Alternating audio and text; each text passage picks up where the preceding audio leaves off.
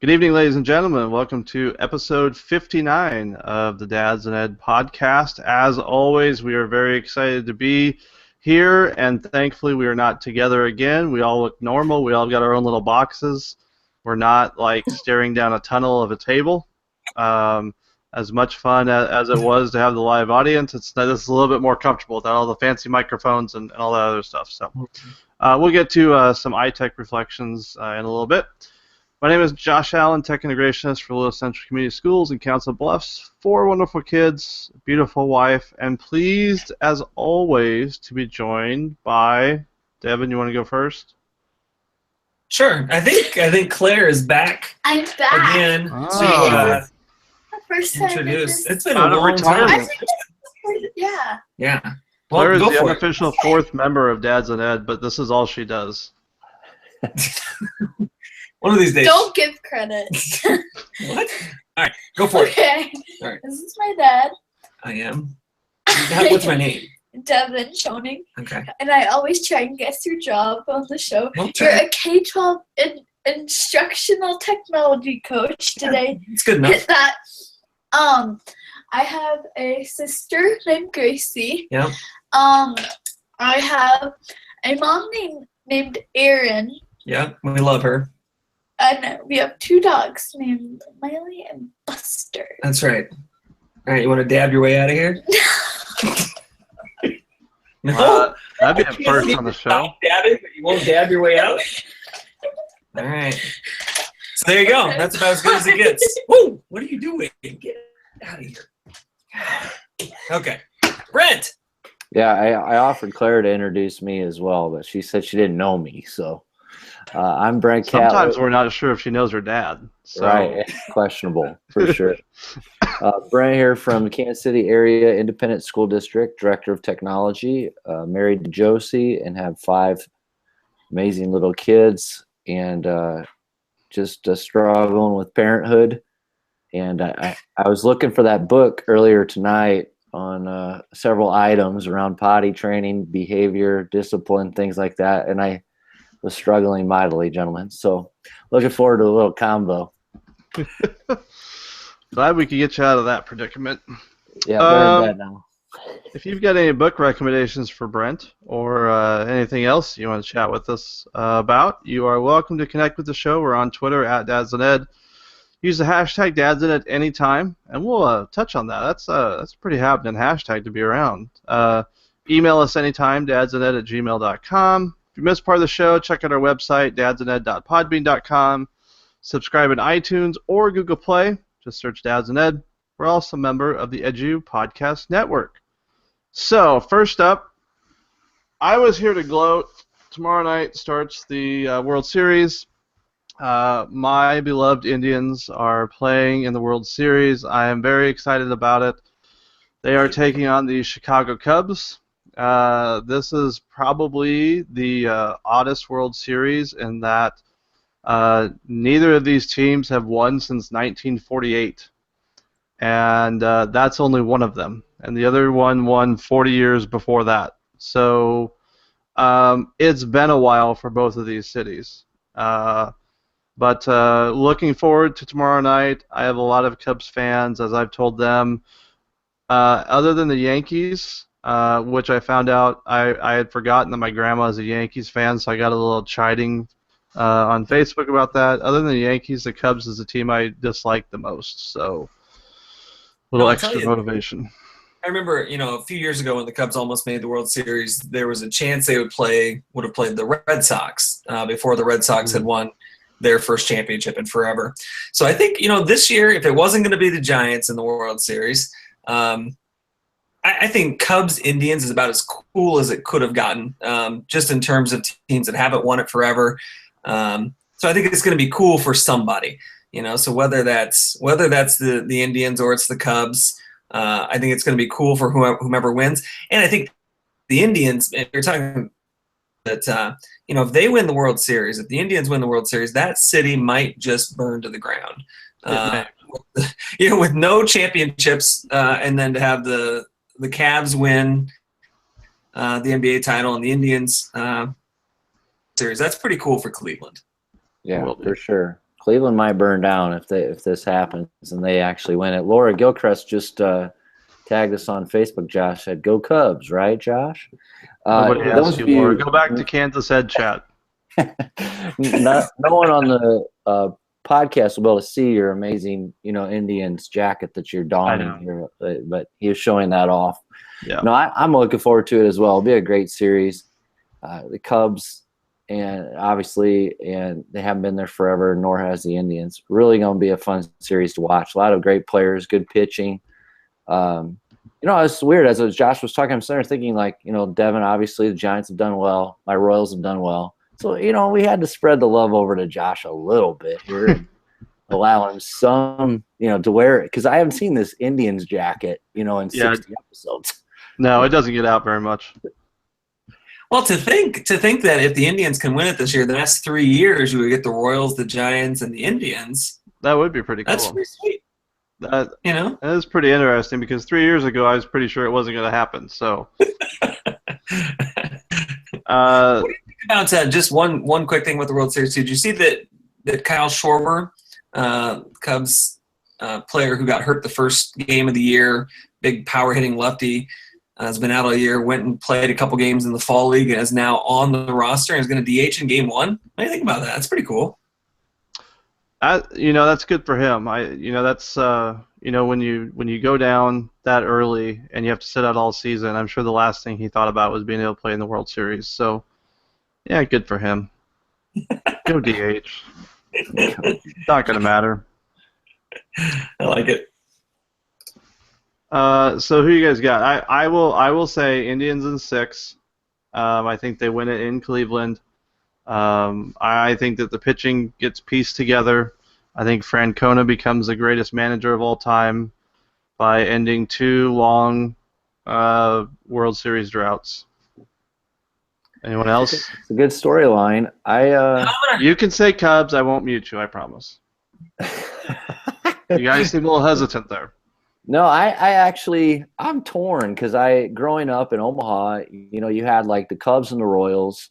I watched a lot of Cubs growing up. I'm sitting there thinking if some of my friends listen to this, they would kill me if they knew that I picked the Indians over the Cubs. But I'm kind of with you there, Josh. I think Francona's got it going on. And I'm a fan of LeBron, and I would think it would be really cool for Cleveland to win it for that reason alone. And I have no other skin in this game other than just that I think it'd be super cool to see Cleveland pull it out. I don't know who I'm rooting for. I'm not sure I'm rooting for or against anybody. I'm going to be kind of pretty non-committal here because I think it's going to be cool whoever wins. The thing is, I guess I'm leaning Cubs, and really the only reason is being a National League guy, I can barely name an Indian. I was thinking about this the other day. I can maybe name a couple of Indians, and that's just because of the playoffs. I know the Cubs just because of, again, National League Baseball, but I loved what I saw from the Indians. I just didn't know who any of them were. So I think I'm going to have to go with the Cubs only on pure name recognition. I know who they are. Yeah, fair enough. The media likes them. It's all the media. And to be honest, my friends that are Cub fans, one that you work with, Pat Nepple, they drive me crazy. They just drive me nuts. It's one of those fan bases that I think can really get under people's skin. And so that it makes me not want to root for it. Yeah, I hear you. I'm trying. My wife claims to be a fan, and I think that's weird. And she went to a game and heard the "Go Cubs Go" song and bought herself a cute little. Now she calls herself a Cubs fan. So I'm not. Yeah, Coach Souders chiming in on Twitter saying it would be cool if Cleveland wins. Go Cubs, go! Yeah, I heard that song and I bought myself a drink. The song is brutal. Oh, it's annoying. Yeah, I agree. I will. Well, one thing, and then we got to move on. But I'll be really interested to see if the Cubs do win. Then what happens to the fan base? Because they are built on being the lovable losers, and they finally win. And I think some of those people just have no idea what to do with themselves. What do we have now? Yeah, I was watching the game the other night, and I will say that the crowd at Wrigley seemed pretty electric. It reminded me of Kauffman Stadium, and that the Royals had their drought as well, of course, and which is super fun to see. So that's a question I got for you, Josh. Is Cleveland like that? Because I can't say I've watched a lot of their playoff games, admittedly.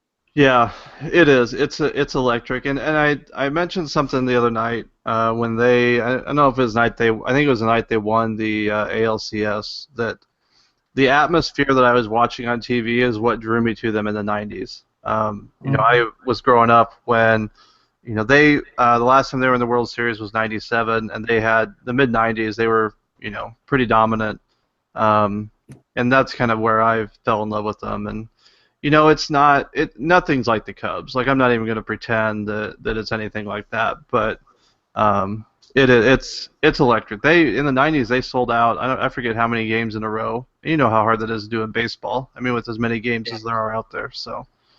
Yep.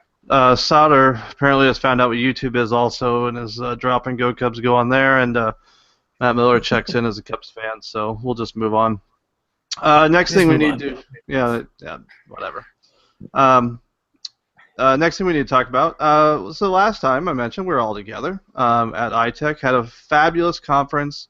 Got to do 3 different sessions, 3 different breakout sessions. Got to host some amazing Ignite talks. Made it through. All of you loyal listeners know that we always have technology issues, and sure enough, my little clicker that we thought was going to be pretty darn fantastic didn't work during the Ignite session, so we had technical difficulties there, but we made it through. Everybody was awesome, and we had a great time. One of the things that we talked about is we had a parenting in 2016 session that drew 40-some people during a tech conference, which we thought was pretty amazing, and just had some fantastic discussions. So, what do you guys want to say about iTech? Yeah, I think. Go, Brent. I was going to say, I was going to jump on, when we hosted those Ignites, part of what we did was share about the show. And we talked about our dad moment of the week and asked the folks, parent moment of the week or dog owner, whoever you are. And I was so pleasantly surprised with how much that blew up to a point where we had more than enough to share out to the crowd. And then I think it just kind of transcended the entire time we were there, as well as the session, Josh, that you mentioned, which was that second day as well. And I don't know, it felt super cool to be a part of that with you guys and sharing that moment in time in the realm of the validity of what we do and the niche that we have in the realm of just parenting in general, not just dads, but certainly parenting in education, which is, as we know and we discuss often on the show, not the easiest thing in the world to do. Yeah, those are my 2 takeaways as well. Kind of revolved around that. The Ignite talks were a lot of fun, and like you said, the parent moments of the week that kind of rolled in that day, and that we've had a few since then too. I think that kind of posting to the hashtag of things that are happening, and I think that's great. And then Josh is right, that parenting session that we did was so cool in the middle of a tech conference. There was nothing really about tech in the title. I mean, it was Parenting 2016. And we just were able to have conversations about, some issues that people run into that might be social media or might have some technology kind of related. But it was really just about being parents and being teachers and how those things cross, which is really what the show is all about. So I loved it. It was a great, different kind of avenue for us to explore with these kinds of ideas and topics. So it was great. I hope we get another opportunity to do something like that again down the road, whether that's at an ed camp or whether it's at a conference or something, to continue that conversation, because that was a lot of fun. Yeah, we also found out that giving a keynote with 3 people is a very difficult thing to choreograph. We are not good synchronized talkers. So it was a blast. And again, thanks to Lance Lennon and everyone on the iTech board for allowing us to come down and have a good time.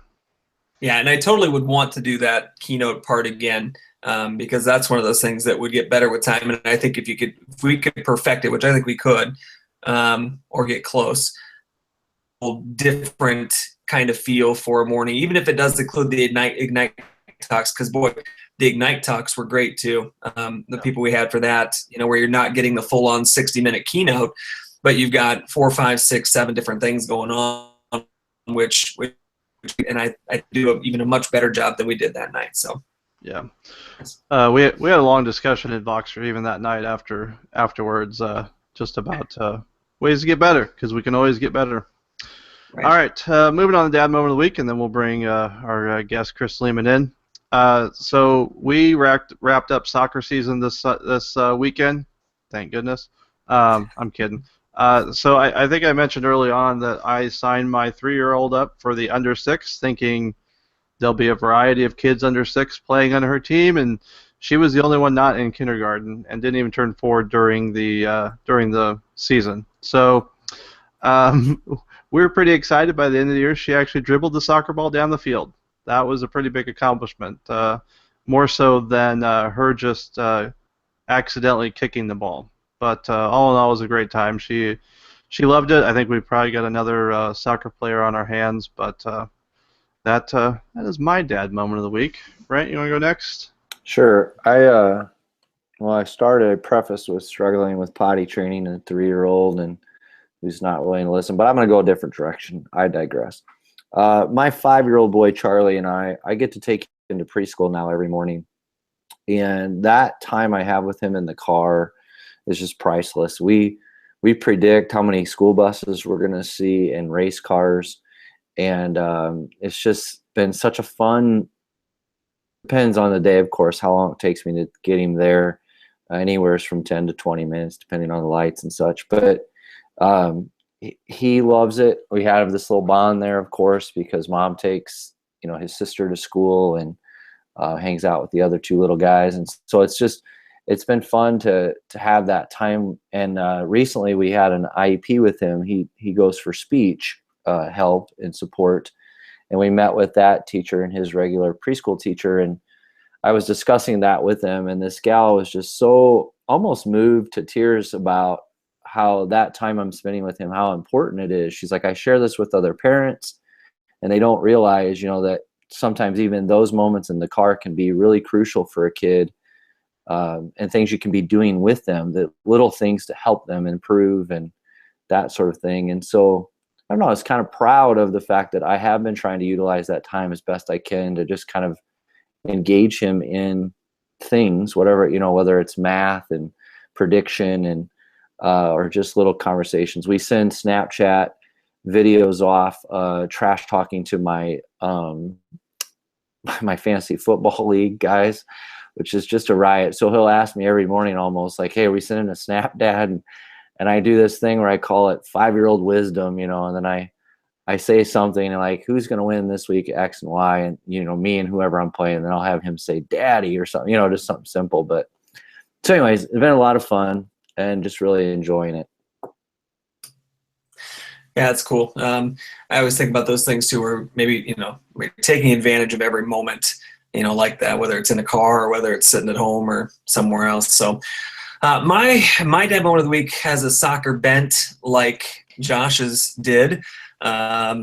Gracie had her last soccer game a week ago Sunday, and I wasn't there. I was on my way home from a basketball coaching clinic in Des Moines, and Aaron texted me and said Gracie got hit in the head pretty hard, and one of the parents is a nurse, and so she was looking at her, and long story short, she ended up having a concussion. Had this concussion on Sunday and was out of school Monday, Tuesday, Wednesday, half a day Thursday, and is still kind of feeling the effects today, taking medicine still and still with headaches, and it's kind of crazy when you have a kid going through it, because a concussion is one of those things that's just kind of scary because there's not a lot you can do. You just kind of got to ride it out. But she was really struggling the first couple days with getting her bearings back, and figuring out where she was and all that. So I wasn't there again. I didn't see it, and Aaron didn't happen to see it either. But she got hit in the back of the head, either with an elbow or another girl's head, which ended up being kind of scary. So that's been our last week or so is trying to help her mend from a concussion. Wow. That sounds a little painful. Yeah, wasn't good. I do have to give Dean Shresky a shout out. Sorry that you are watching Monday Night Football from Eastern Standard Time. We know that that is not a pleasurable place for you to be, but good luck. Go get them. Stephen Sauter, Dad's and Ed provides a reason to step back, reflect about what is truly important. This show reminds me to leave work at work and reflect on family. So, good feedback from Stephen after picking up after his Cubs comment. All right, the moment we've all been waiting for. Ladies and gentlemen, we'd like to introduce Chris Lehmann, principal at Science Leadership Academy. This week, Chris is sponsored by the DiscStore.com, the place to go for all of your ultimate Frisbee needs. DiscStore.com is the unofficial ultimate Frisbee store for Dads and Ed. Check out their buy one, get one free Halloween sale going on. That's DiscStore.com. Chris, welcome to the show. Thank you so much. How did you get Disc Store to sponsor us this week? Did they know we had a tournament this weekend or something?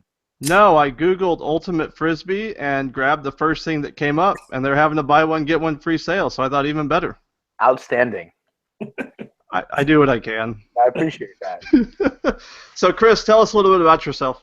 Sure. I think, well, first and foremost for Dads and Ed, I am the dad of Jacob and Theo. Jacob is a 12-year-old 7th grade Frisbee soccer basketball playing reluctant student.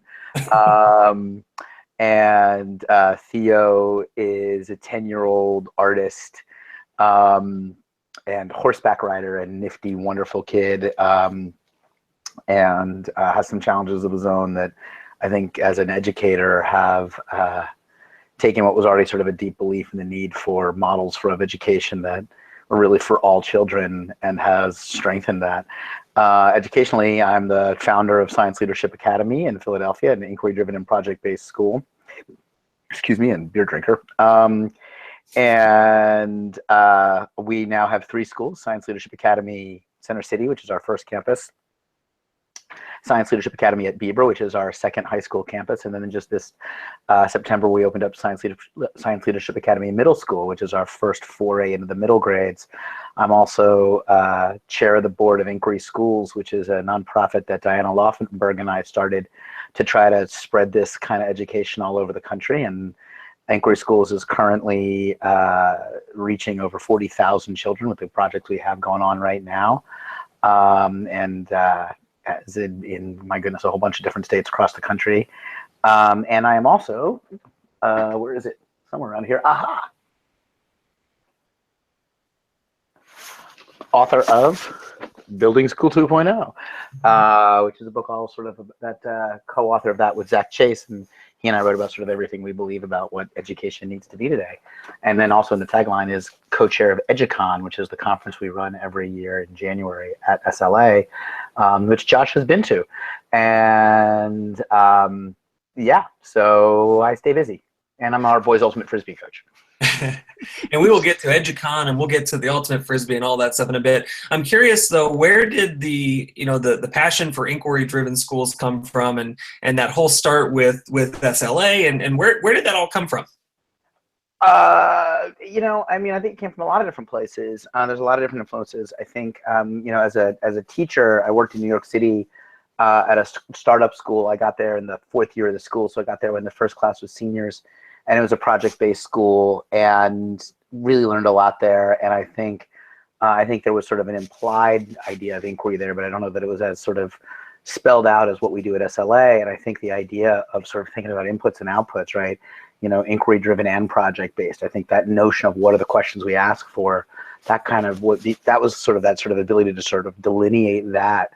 Because what I saw sometimes with a lot of teachers who said they do project-based learning was sort of a lot of add water and stir, right? Like where all the projects ended up looking remarkably similar. And to me, that's not, project-based learning is the idea that, kids really have some skin in the game. So how do you get that? Well, then you have to sort of start with what's your front end? What are the questions we're asking, and how can we help kids ask really powerful questions? I think beyond that, honestly, my parents had a big influence on that. That's the kind of education that was valued in my home. I think, I'm a nice Jewish boy, and that notion of inquiry is sort of deep in sort of Talmudic study, right? Like that idea of like these, I mean, three Jewish guys sitting in a room debating Jewish ideals that can last for hours. So that there's some foundation there as well. Very good. Chris, hey, it's Brent from Kansas City area. I had a chance to listen to you keynote speak in Mornet conference down in Lake of the Ozarks, Missouri, a few years back. Actually, Devin was there as well. And so I'm humbled to have you on the show and excited to visit with you tonight because I really respect your work, and I'm excited you shared that book. I sent it over to my secretary, said, order this up for me while you were talking. Oh, thanks. Because I just love to chew up good stuff. And I'm inspired by people like yourself. But if I change the subject, if I may, a little bit. Sure. Curious, we were just talking about the World Series. Which Philly sports team do you think is closest to winning the championship? Oh, dear God. Well, what I'm going to tell you is that the Philadelphia Spinners of the Major League Ultimate Frisbee League won the championship last year. So the Philly Spinners are the 2016 MLU champs. So there you go. Little known fact that we're actually quite good at Ultimate here in Philadelphia. Beyond that, I'm really excited that the Philadelphia Union are in the playoffs. I'm a season ticket holder. I think they're going to get whomped by Toronto in the first round on Wednesday night, sadly. I don't think we have an answer for Josie Altidore or Michael Bradley. But then, beyond that, I mean, in Wentz we trust, right? I mean, in Carson we trust. We're all in on Carson Wentz here. So, they look really great. I admit I'm a Sam Hinkie fan, although he's not with us, as GM anymore. There's still a whole lot of us in Philadelphia that believe in trusting the process. But I will tell you, I mean, to be perfectly honest with you, I occasionally wonder if, somebody needs to call DHS on all of us fathers and all of us parents who are raising our children to be Philadelphia fans, because I actually think it's an act of parental neglect and cruelty. This is not an easy time to be a Philadelphia sports fan. These are dark days. Sharevsky on our YouTube said, "Don't ask you about this weekend, though." So, do you want to, since you have the microphone and he does not, would you like to discuss the win over the weekend? I think the defense bailed us out. I like the idea that we are as excited as we all are about Carson Wentz. I think. Philadelphia sports teams we love our Dirt Devil players, right? I mean, that's why, Allen Iverson, is beloved. Lenny Dykstra is beloved, right? These guys, we don't always love the purely natural athletes. We like the guys who show you how they sweat. And that's Fletcher Cox. That's Malcolm Jenkins. That's Trey Hicks, right? I mean, that defense, that's a lunch pail defense we got right there, and we are becoming known as a defensive-oriented team, which is really good because our offense wasn't much to speak of this weekend. I take a lot of pride in, we were the first football game in NFL history to go to a halftime score of 8-3, right? That's all you need to know. The Phillies are still playing. Oh wait, no. No. No, that ended somewhere in May, actually. Well, and it kills me because I went to the celebration in 1980 when they won. I was at JFK. I snuck all the way down, so I was on the grass and Tug McGraw and all. I was there when the Tugger said, New York City can take this world championship and shove it because we're number one. I took the whole school out. I took all of SLA out of the school in 2008 to watch the parade, which literally went right by the school. This is the Phillies. The baseball was my first love, and this is just, it's just painful and sad. Let's get back to some more happier things. Let's talk about EduCon a little bit. I mentioned on Twitter that EduCon is one of those conferences that I've only been able to attend once, and I'm going to fix that here most likely next year. But it really changed my perception of conferences and what they should be. And I've taken that back and interjected it into other conferences that I've had the privilege of working on. But where did that concept come from? And to you, what makes it stand out and so popular? Sure. The story of the first EduCon is a really fun one, which is back in 2007. The EduBloggerCon first happened, and I believe it was Atlanta. And we had this amazing day where all these education bloggers came together and talked about stuff. And SLA was nascent. We just finished up our first year, and Marcy Hull and I were there. And at the end of it, Steve Hargadon, who's been just a leader in this community for so long and so wonderful, gets up and sort of talks about how we have to keep this going and all the rest of it. And Will Richardson, another amazing voice that we have, was talking about how could we do an EduBloggerCon not attached to what at the time was still NEC, right, which now obviously ISTE, and would people come if there wasn't the conference for the 3 days after it? And and who was going to step up and who was going to do it? And so I said, well, I got a school. Sure, we'll do it. And literally, like, spur of the moment, thought to myself, like, tell you what, we're going to make it the weekend in between the conference playoffs and the Super Bowl, because I'm from Philly and hope springs eternal. And one of these years, the Eagles are actually, it's going to be an important weekend. Now, the sad thing is, for the 10 years we've been hosting EduCon, it's never mattered for Philadelphia sports ever. But this year is going to be different, I swear. So I went home, wrote a blog entry about it. Here's everything the conference is going to be. So, and it was supposed to be more structured than an unconference, right? It wasn't supposed to be a BloggerCon. It was supposed to be this idea where, it was the thoughtful application of the same kind of pedagogy that we believe in SLA, this sort of intersection of progressive pedagogy and modern tools. So we wanted people to be thoughtful about how they were structuring the kind of experiential learning for the attendees, right? We didn't want it just to be sort of happenstance conversation that we see at at the ed camps or EduBlogger, which is so lovely and so wonderful, but we wanted it to sort of to model the pedagogy. And so we wrote about it, we talked about it, and then promptly, didn't forget about it, but promptly didn't do anything with it for a couple of months, because we were, opening up year 2 of a brand new school. We were neglected to think of that. And a couple months go by, and Marcy and me and Zach Chase, who had started at the school, and some other folks, we were like, oh, are we going to do this? Oh my God, this is such a heavy lift. And then we were like, all right, we're not doing this. No one remembers we even said anything about this. We'll just back quietly away from it and pretend we never said anything.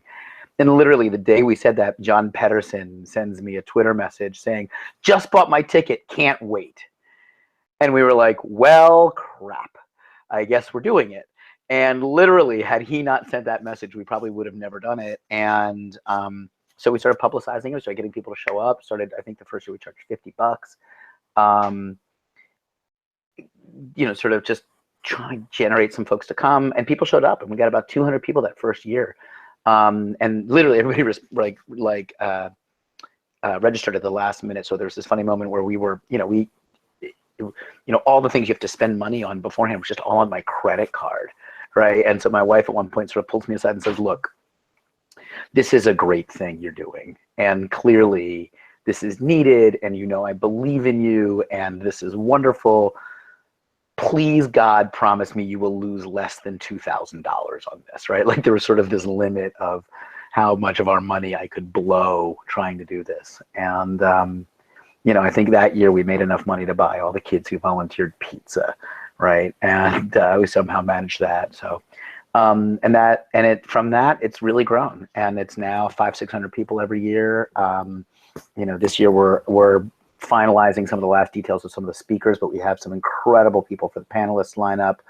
I'm really excited on seeing, it's now at that point where it's a week before all the proposals are due, which means everybody's finally starting to write them, because we know no one ever does it until the last minute. But some of the stuff that we're starting to see come in, it's going to be super wonderful. I wish I could announce, I'm waiting.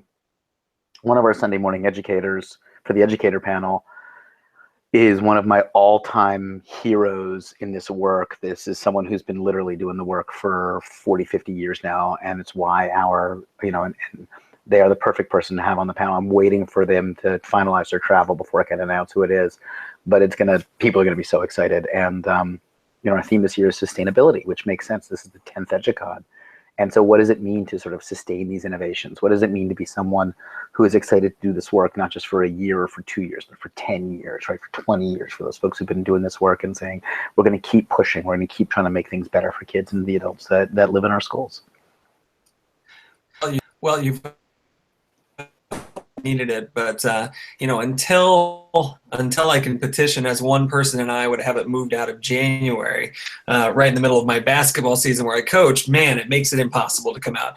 So I will just have to follow along from afar. But if you want to take one person's petition from a small town in Iowa, boy.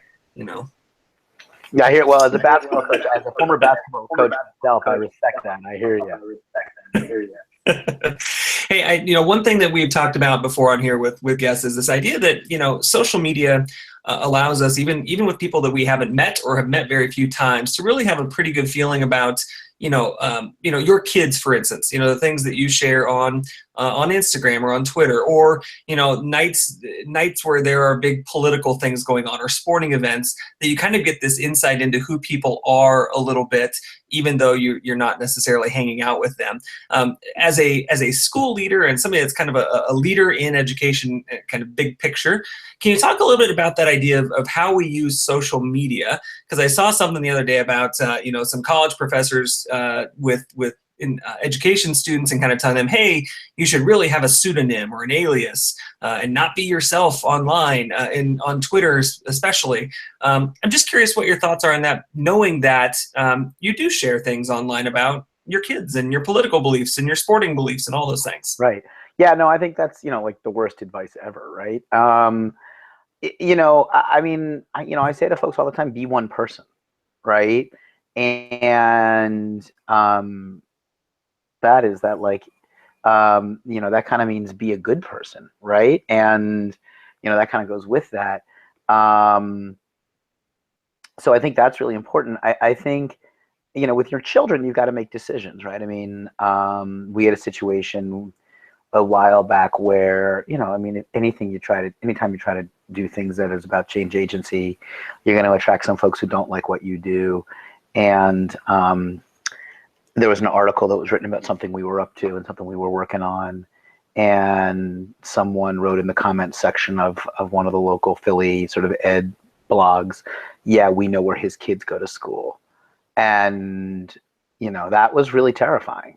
So there is that moment, but I'm lucky my kids go to a wonderful Philadelphia public school and no one's letting them out of the playground with someone they don't know, and I really know that, which is great. But those moments give you pause. But I think for every one of those moments, there have been 1,000 amazing moments, right? I mean, my kids have grown up online and they love it. You know what I mean? And I think that's really powerful. I think it's really powerful that kids know I'm a human, right? I mean, that they know I'm a person.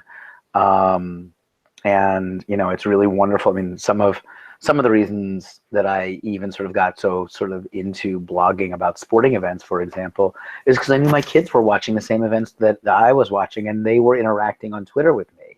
And they were interacting on Twitter with other people making fun of me for being such a ridiculous Philadelphia sports fan, and all the rest of it. And so it's this wonderful sort of way to model joy and passion and all the rest of that. Now you have to, what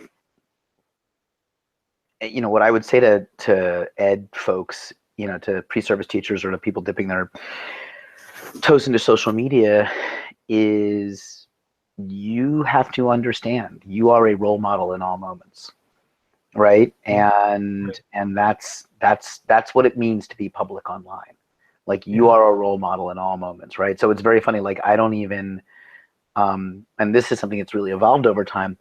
I think back, if you go back and look at some of my early tweeting, especially about sports, I was, not always as kind as I could have been to some of the athletes, right? And now if I'm going to critique an athlete, if I'm upset, I try to at least be thoughtful and kind even in those moments, right? So I was obviously less than thrilled with the fact that, 2 out of the last 3 weeks, Ryan Matthews has had a critical fumble when we were in ball possession mode in the end of games where we were winning. But rather than being like, screw Ryan Matthews, which, were half of the tweets tweeted out by Philadelphia sports fans when he fumbles. Mine, I think, was somewhat more measuring. I was like, perhaps a new option for late in game running backs than Ryan Matthews, right? Because I was thinking like, well, if Ryan Matthews were to read this, I would hate him to think that I was, being mean. And I don't want my kids to see me being a jerk, even to an athlete. Well, and a quick follow-up to that, one of the things that we ask just about every guest that's on, and really it's the crux of why we kind of started doing this, was this idea of educators who are parents and parents who are educators, and that intersection that happens there, and how that can be really tough. So can you talk a little bit about how being a parent has impacted your work as an educator, and kind of vice versa, how your work as an educator impacts you as a parent? Oh, geez, use back of page if necessary. I could write a novel on this one. Well, I mean, I think it's interesting. I mean, I think, what's really funny is I feel like on some levels, God, I'm trying to 4 million ways I could take this. Number one, again, sort of as a special needs father, being Theo's dad and understanding the challenges that some of our children walk in the door with has been really illuminating and really reinforced for me, and I think made me a better principal when it came to making sure that children with exceptionalities have every opportunity to play to their strengths and minimize their weaknesses, and that so much of what we see in the world of special ed is this deficit model stuff, which is like just the worst, and then we wonder why these kids don't like school. And so thinking about that, and then we had a and I think it's also a powerful thing to say. We had a meeting today with a prospective SLA mom whose child is in a school that services kids with special needs, and magnet schools tend to not take those kids, right? And we're a magnet school, and saying to that mom, like, no. You're in the right place. You're okay. Like, come here, and here's why, and here's the walk here's how I can share that I've walked this same walk with you. And I think that was a real powerful moment of empathy. But even just beyond that, I think it is, if you as a parent,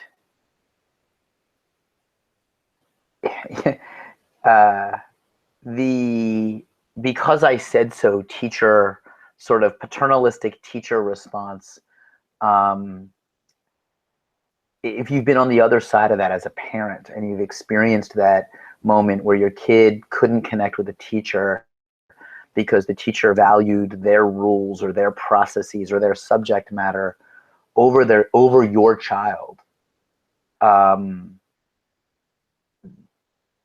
need to create caring institutions, the need to understand why, even in the language we use as educators, we have to use student-centered language, and we have to live student-centered lives in our profession, and understanding that nothing we teach is more important than who we teach. That's just been reinforced for me over and over and over again as a dad.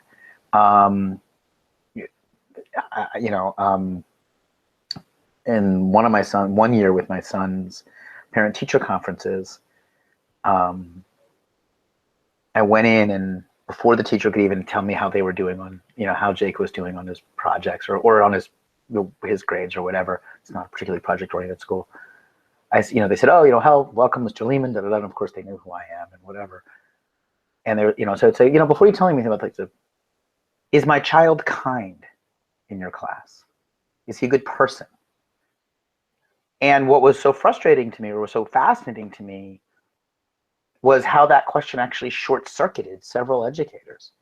That notion of caring about who my kid was as a human being in that school was foreign to them. They're like, oh, one teacher was like, oh, he seems nice enough. That was literally their response. And I was like, that's horrible. Right. But she could tell me about how many homeworks he was missing or hadn't been missing. And but is he good? Is he a good person? I know, like, and that made me really sad. And it sort of redoubled my belief that every child deserves to be known in their school. Every child deserves to have a teacher who loves them and cares for them and takes care of them and looks out for them. Every child deserves that.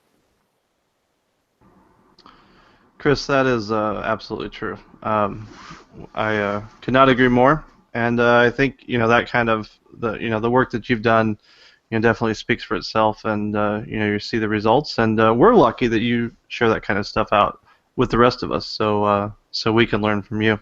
Thank you.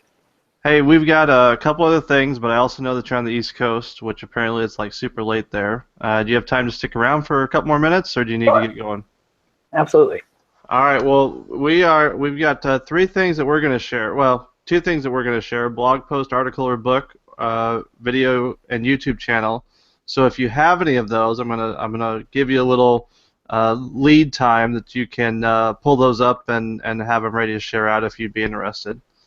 Yeah, bring yours back. Yes. Brent, go ahead and kick us off. Okay, so I've got book this time around for this episode, and while I just sent one over to order Chris's, I'm going to throw another one out that I was unaware of before the show started, and I'm showing it up here on the screen. Courageous Adventures by Jenny Mageria. I just finished this one yesterday and tweeted, or I didn't tweet, actually, I'm going to tweet it right now, but I posted it on my Facebook and Instagram, and I had an opportunity to thankfully meet Jenny back in the Google Teacher Academy in New York. It seems like 100 years ago in 2012. And I've been around her at different conferences, and just an inspired educator that does amazing things. And I love the roadmap she's put together in this book, and that her voice comes out in it and her passions. And so I truly believe this is a great one for anybody that's kind of navigating the obstacles around, discovering classroom innovation and what that can look like. Jenny certainly is, in my mind, a forerunner in this field. And so I was anxious to dig in, and I just chewed it up this weekend and knocked it out. So anyway, Courageous Adventures by Jenny Mageria, and it's a great book. Mageria spelled Magieria, and she's at Miss Mageria on the Twitter. And I think actually, I think my blurb made it to the back of that book, so I think I endorsed that one. Nice. There's a lot of there's a lot of praise in this for sure. It's well worth it. It's a great book. Yeah, that's a wonder. She did a wonderful job with it. Yeah. All right. That Chris, do you want to talk about yours? I know that yours, you can the link to it is actually pinned on your Twitter account. I noticed. Yep. Building School 2.0. Yeah, so it's Building School 2.0. It was written by Zach Chase and myself. It is 97 short theses on sort of what we need to do to make schools better, and it's really meant to be a conversation starter. And every chapter has a sort of brief look at sort of a big idea that we had. It's 97 theses, so it's our reformation, right? This is our group of theses nailed to the schoolhouse door. And but then in each chapter is also sort of a from theory to action. So like, here are the next steps. So it's meant to spur your thinking. It's meant to really sort of put together a lot of the ideas that we've spent our careers thinking about and building at both SLA and in other places. And it's meant to be something that you can read on your own, or it's also meant to be something that you can do book study with a group of teachers. Actually, I was coaching this weekend, and we were playing a team from Virginia. And this woman came up to me and she said, "Are you a teacher at SLA?" And I said, "Well, actually, I'm the principal." And she said, "Oh my God, you're Chris Lehmann." And I said, "Yeah." Yes, awkward hi. And she was a board member. She was actually a school board member of her district. And she told me that they had done a book study as the board, and had read the book together, and it had influenced them transforming one of their schools, which was really awesome and humbling. And then her son's team beat mine, which I feel some kind of way about. I feel like she should have just "Oh, you changed our schools, you win," right? I think clearly there should have been some quid pro quo there, and there just wasn't, which I feel bitter about. But no, it's Building School 2.0. You can buy it on Amazon.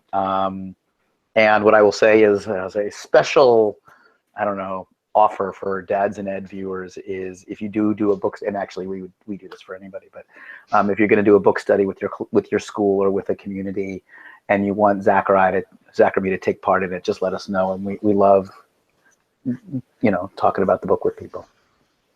Very cool. I want to sidebar just a second.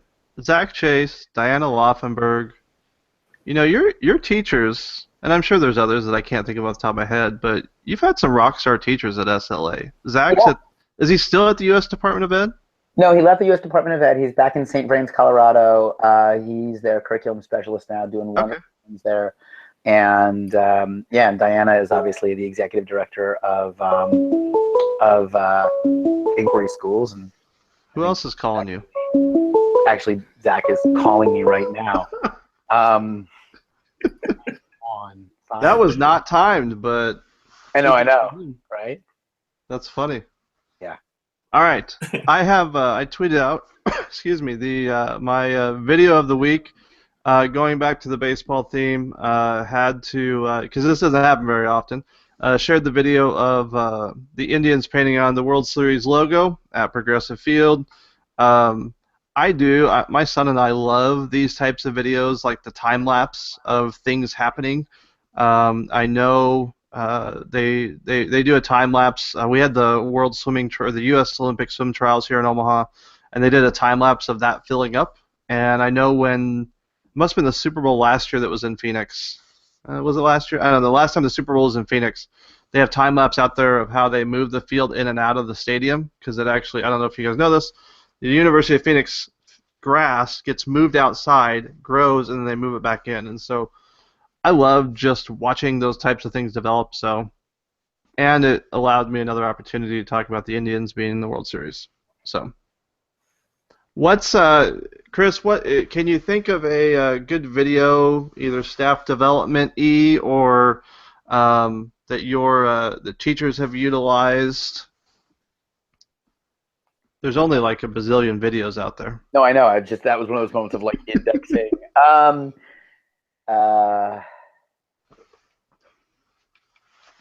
You can just say there's too many. That's fine. Yeah, I mean, there's a gazillion. Well, I'm just trying to think of stuff we've been using lately. What